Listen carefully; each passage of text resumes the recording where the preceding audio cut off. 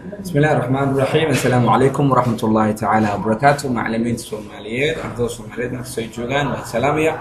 أنت كنت حامل عشرة إذا يوتيوب كاي ولبا فيسبوك أيضا مثلا خيمة له عن حوادث الصومالية تاسو. السلام عليكم ورحمة الله وبركاته. مركلة جايز أستاذ بكر محمد عبد الله عشرة عن بحية وحكمت كيمستري بيولوجي إنجليش ولبا كمبيوتر وأكد هنكرتو بيجكيغا يوتيوبكا يلبا فيسبوك labadaba waad ka dheehan kartaa. Cashirka hore guys waxaan ka soo hadalnay classification arabic, waxaan ka soo hadalnay salt, acid and base. waxaan dhahnay waqti inta ugu badan waxaan ku saleynaynaa buugga mukharrarka dowladda dalka Soomaaliya, anigoo markaa taladeen horena ay ahayd inaan marka hore cashiro banaanka aan darsno kadibna aan markaa buugga aan fiirino. casharada buugga dowladda ma ka fogaan doonaan insha Allah hadduu Ilaahay yiraahdo. buuggaas ayaan markaa ku sifeyn doonaa inta ugu badan casharada sidaa hore ugu dhawaajiyba ardayda iyo macallimiinta iyaguna waxaan kula talinayaa marka hore inay casharo research badan ay sameeyaan kadibna ardaydu markaa casharadu ay baraan si markaasi fahamka ardayda uu u noqdo mid wanaagsan.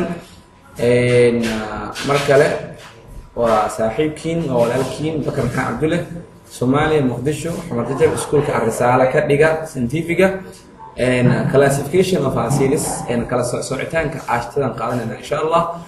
markii la kala soocayo acidka marba wax baa lagu saleynayaa, marba dhinac baa laga fiirinayaa.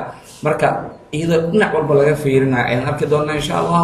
buugga dowladda oo kalmeed buu kusoo gaabsanaya, buug uu diyaariyey jannada Allah ka waraabiyey macallinkayga أستاذ كيميكو وصومالي إلى جوجا بدش كارهان إلى جوجا aad aan isugu dhownahay u diyaariyey ma sha Allah. wuu soo gaabsanaya isagana. marka meeshan waxaa ku jira kuwa kale oo kaas ka badan oo ka dheer classification of acids, marka kala soocitaanka ashtada weeyaane. basis markan waxaa laga fiirinayaa source-ka laga helo acidka. waa la kala qaadayaa acidka iyadoo lagu saleynayo isha laga helo acidka ayaa lagu saleynaya. okay, markii isha laga helo acidka lagu saleeyo kala soocitaanka acidka wuxuu noqonayaa organic acid iyo waliba mineral acid.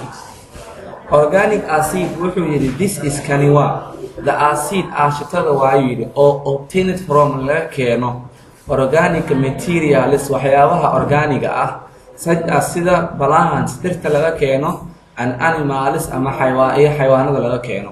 for example tusaale haddaan soo qaadano citric acid ashtada loo yaqaano oo kale waxaa laga keenaa miraha loo yaqaano citrus, halka acidic acidna laga keeno vinegar khalka laga keeno. oleic acid ashtada la yidhahdana waxaa laga helaa olive oil an example iyo wixii intaa la mid ah. marka halkaas waxaan kaga bixinaa organic acid. mineral acidka waxaa waaye isagana is procured from minerals, waxaa marka laga sameeyey iyaguna macdanta baa laga sameeyey. they are also known as xitaa waxaa loo yaqaanaa inorganic acids ashitooyinka inorganiga ah. they do not contain kama koobna iyagu carbon kama koobna la yidhi. for example tusaale ahaan sulfuric ayaa ka mid ah, waxaa ka mid ah hydrochloric, waxaa ka mid ah nitric acid. iyagan dhammaantoodu waxaa la dhahay wax kaarboon ah kuma jiraan sida nooga muuqata. kuwa marka waxaa loo yaqaanaa mineral acids. okay, acid classification-kiisa marka lagu saleeyo meesha laga helo acidka waxaa loo yaqaanaa, waxaa loo kala qaadaa organic acid iyo waliba mineral acid. okay, markaana waxaan ka fiirinaynaa joogitaanka oxygen-ta ay joogto ama oxygen-ta ku jiritaanka ay ku jirto acidka markaan eegayna iyadoo lagu saleynayo the presence joogitaanka of oxygen-ta lagu saleynayo. this means waxay ka macno tahay that the acidyadu are classified on the basis in loo sooco the base of the presence basiska ama maaragta asaasiga joogitaanka oxygen-ta in lagu saleeyo. these are kuwaadina waa baa yidhi of two types of laba nooc weeyaano marna waxaa la dhahaa oxalic acid marna waxaa la dhahaa hydra acid ayaa la yidhaahdaa. markii lagu saleeyo presence of oxygen kala soocitaanka acidka wuxuu noqonayaa oxy acid, wuxuu noqonayaa sidoo kale hydro acid ayuu noqonaya. Oxy acid marka la yiraahdo maxaa tahay oxy acid waa acids acidyo waaye that consists of ka kooban oxygen ka kooban in their composition isku jirkooda wuxuu ka kooban yahay oxygen taasina isnaanaas waxaan u garanaynaa baa la yiri oxy acid baan u garanaynaa. oxy acid waxa waaye waa acidyada oxygen ay ku jirto composition kooda saaba la jeedaa. For example salian sulfuric oo kale markaan fiirino here there's an oxygen so kan oo kale marka waa oxygen hadana nitric acid iyo wixii la mid ah ayaa ku jira. oxy acid waxaan ka fiirin doonaa insha Allah waa acidka oxygenta ay ku jirto composition kooda. Hydro acid marka la maxay waa those that consist hydrogen combined waa kuwa ka kooban baa la yiri hydrogeno with other elements oo curiyaal kale la socda and do not contain any ku jirin any oxygen in their composition. Alcoholic kuwaasna waxaa lagu magacaabaa baa la yiri hydro acids. Okay, oxy markaan dhahno waa there's an oxygen in the composition. Hydra markaan dhahno there's a hydrogen baa jirta oo combined with other elements or elementiya kale ku dhagan and do not contain any oxygen wax oxygen ana kuma jirto in their composition iskooda. kuwaas waxaa la dhahaa marka hydro acid baa la yiraahdaa. For example salahan hydrochloric, hydroidic iyo waliba hydrobromic iyo wixii la mid ah. Okay, markaan waxaan ku saleynaynaa strength of the acid qumanaanta acidka baan ku saleynaynaa. waxaan wali ku jirnaa acid sideen u kala socnaa. acidku markii la kala soocayo classification lagu sameynayo hadda meel baa lagu saleynayaa markaan waxaan ku saleynaynaa strength of the acid qumanaanta acidkan ku saleynaynaa. acidyadu oo produce hydrogen ions oo soo saara hydrogen ion when goortii oo mixed with lagu milo water biyo lagu milo. The strength qumanaanta of an acid acid kuna depends on wuxuu ku tiirsan yahay its concentration isku urursanaantiisa of the hydrogen ion hydrogen ion oo present in ku jirta a solution milanta ku jirta. marka dhaho strength waxaan fiirinaynaa isku urursanaanta hydrogen ion ay ku isku urursan tahay milanta gudaheeda. A greater number of hydrogen ions tirada badan ee hydrogen ionada waxay ka dhigan tahay greater strength of the acid in markaas qumanaanta acidku ay tahay mid weyn whereas halka lower number of hydrogen ions hydrogen ionada tiradooda yar tahayna ay means macnaheedu tahay that the acid is weak in acidkaas uu yahay mid daciif ah. They are classified as waxaana loo kala soocaa strong acid iyo base waxaa loo kala soocaa weak acid. Strong acid iyo weak acid markii loo qeybay aashitadu taas waxay ka macno tahay baa la yiri in markaasi waxaa laga eegay strength-ga qumanaanta ayaa laga eegay weeyaan. Okay, tusaalooyin waxaa ka mid ah marka oo strong acid-ka ahi hydrochloric acid, waxaa ka mid ah nitric acid, sidoo kale waxaa ka mid ah sulfuric acid, waxaa ka mid ah perchloric acid, waxaa ka mid ah hydrobromic acid, waxaa ka mid ah hydroidic acid ayaa ka mid ah. intaan marka waxaa la yiraahdaa strong acid waayo. Classification-kii baa naga soo gashay markaan waxaan ku saleynay strength of the acid qumanaantii baan ku saleynay weeyaan. adi marka waxaa laga rabaa in intooda aad xifdiso oo aad ogaataa la rabaa markasta meesha laga fiiriyo oo lagu weydiiyay inaad ka jawaabtaa loo baahan yahay weeyaan. waayahay weak acid weeyaan. An acid wayalidi which doesn't dissociate completely waa kuwa aan markaasi si dhammaystiran ugu kala bixin in water biyaha gudihii ama waxaa la dhahaa or dissociates negligibly oo la iska dhaafi karo in water biyaha isaga dhex dhaafi karo ayaa loo yaqaanaa weak acid weeyaan. Example tusaale ahaan marka tusaalooyinkani oo hoos ugu qoran ayaa sidoo kale ka mid ah weeyaan ma aragtaayo weak acidka ay ka mid yihiin. Okay, weak acidka ay kuwaani ka mid yihiin hydrocarbonate here sidoo kale kaloo ka mid ah acetic acid ka mid ah, hydrofluoric ka mid ah, sidoo kale waxaa ka mid ah nitrous acid ayaa ka mid ah. Okay, markaan waxaan ku salaynaynaa concentration, isku urursanaanta acidka ay isku urursan yahay ayaa markaa ku salaynaynaa. As we have studied already, as we have studied above, sida aan kor ku soo baranay, the concentration isku urursanaanta of the acid isku urursan yahay depends on wuxuu ku tiirsan yahay aan soo dhahnay the number, tirada of hydrogen ions, tirada hydrogen ion ayuu ku tiirsan yahay that it produces, taas oo markaa kusoo dhex baxda ama laga soo dhex saaro in water, biyaha gudihii. markaan waxaa lagu saleeyay baa yidhi acidka iyadoo lagu salaynayo waxaa loo kala qaadaa markii lagu saleeyo concentration waxaa loo kala qaadaa dilute acid iyo waxaa loo kala qaadaa concentrate acid.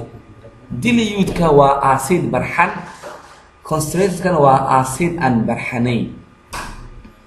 markii la dhaho acid barxan waxaa laga wadaa relatively ma aragtaayo saami ahaan waxay ka kooban yihiin baa lahaa cadad yar ama celcelis yar oo acid ah oo leh isku urursanaan yar oo acid ah markii loo eego in aqueous solution milanta dhergan dhexdeeda gudaheeda ku dhex leh. markii la dhaho acidka aan barxanayn wuxuu ka kooban yahay baa yidhi saami ahaan cadad badan ama celcelis badan oo acid ah ayuu ka kooban yahay. Okay, meeshaan waxaan ka fiirinay isku urursanaanta acidka. marka laga fiiriyo waxay noqonaysaa dilute acid iyo weliba concentrated acid ayaa loo kala qaaday. Okay, weli waxaan ku jirnaa kala socitaanka acidka monobasic, dibasic iyo weliba tribasic ayaan kusoo gabagabayn doonaa insha Allah. Okay, markaana waxaa laga fiiriyay basicity of the acid, acidka base ahaanshihiisa lagu saleeyay. monobasic marka la yiraahdo monobasic, dibasic iyo tribasic. waqti qaar waxay qoraan monobortic, dibortic iyo tribortic, inta waa la dhihi karaa. monobasic marka la waxaa laga wadaa acidka waa acid kaas oo leh hal hydrogen ion leh, tusaale ahaan hydrochloric, nitric acid iyo sidoo kale wuxuu kaloo leeyahay formic acid marka loo fiiriyo iyo weliba hydrobromic. Dibasic markii dhahana waxa waaye acidka ka kooban ama waa acid marka share gareeya laba hydroxyl group, waxaana loo yaqaanaa dibasic acid. Dibasic acid wuxuu u kala baxaa laba talaabooyin, laba step, waxaana marka la dhihi karaa they can provide, waxay bixin karaan baa laba nooc, laba nooc cusub ay bixin karaan. Normal acid waxaa yiri marka cusbada normalka ahi aan hydrogen salt iyo weliba hydrogen salt oo normal ah ayay bixinayaan. Sulfuric acid calaamadan waxay noo sheegaysaa upward iyo forward, yani labada dhinac wax u kala socdaan.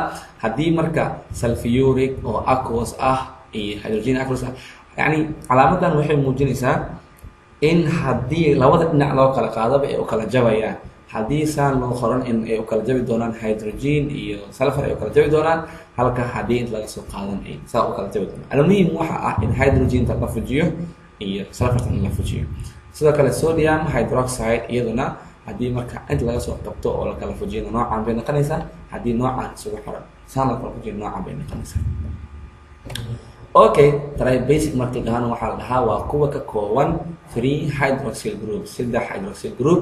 They have waxay leeyihiin baa la marka 3 replaceable hydrogen ions, 3 hydrogen oo la bedeli kara ayay leeyihiin, and they produce waxayna soo saaraan 3 nooc oo cusba ah. tusaale ahaan waxaa kamid ah phosphoric acid, waxaa kamid ah sodium hydroxide iyo phosphoric oo la isku daray.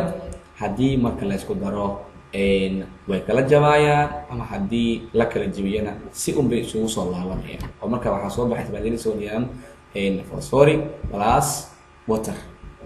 sidoo kale laba sodium oo maaragta hydroxide haddii marka lagu daro phosphoric ayaguna saabay noqonayaan. waxaa soo baxaysa marka laba molecule oo biyo ah ayaa marka noqonayso. ugu dambeyntii casharkan waxaad moodaan waxoogaa aan yar xabaareeyay guys. waxaan duubayaa casharka iyadoo kala iskuulka taaboor isku diyaarinayo marka kala taabuur baa igu xayran soo buugsinay cafan marka dadkii oo xoogaa yani yara fahmi waaya insha allah whatsappka numberkayga waa kaasa ha ila soo xiriireen test tijaabada ugu dambeeya su-aashaan isku day inaan ka jawaabto dabeecadda sifaad dabeecadeedka lagu yaqaano aasiidka iyadoo waxaa markaa the characteristics dabeecadda the characteristic properties waa sifaada dabciga of an acid ee acidku is due to the presence marka waxaa marka sabab u ah joogitaanka oo ah hydride ions hydroxyl ions iyo hydronium ions waxaa laga rabaa sifada waxaa laga rabaa dabci sifaadka acidka yaa sabab u ah joogitaankiisa hydride hydroxyla hydronium mise oxide waxaa laga rabaa marka midda ku haboon meeshaan in aad geliso waad ku mahadsan tahay daawashada muuqaalka iyaga iyo weliba dhegeysiga casharada chemistry soo dhigo dadka dadaalka muuqaalka marka casharada aan la soconin casharkan waxaa ka horeeyey hordhac markaas aan ka sameynay fasalka saddexaad ee dugsiga sare form 3ga casharada waynu sii socon doonaan hadduu ilaaha yidhaahdo casharka la sheergareeya guys wixii su-aalka soo baxana numberka whatsappkayga waa kana waad ikala soo xiriiri kartaan sidoo kale dadka waqtiga uu saamaxayo inay kalaas caadi ay soo xaadiraan numberka ayay igana ila soo xiriiri doonaan hadduu ilaa yidhaahdo qofkii si gaargaar ah u rabaa macalinkii rabaa inuu boogta loo duubo iyagana loo duubi doonaa casharada aan bixiyaan insha allah waxay isugu jiraan english luqada ingiriisiga iyo weliba oo ka kooban speaking iyo weliba grammar oo si free aad ku qaadan doonto iyo weliba computer isagan oo basic ah oo bilow ilaa iyo markaa dhammaad boogta lagu dhigay iskuulada aan insha allah idin soo duubi doonaa hadduu ilaa yidhaahdo laakiin waana idinka arkaa sheerka iyo iyo commentskiina aan arkaa insha allah hadduu ilaa yidhaahdo waxaan kaga tegayaa sida ay nabadgelyo billahi tawfiiq. Assalaamu calaykum.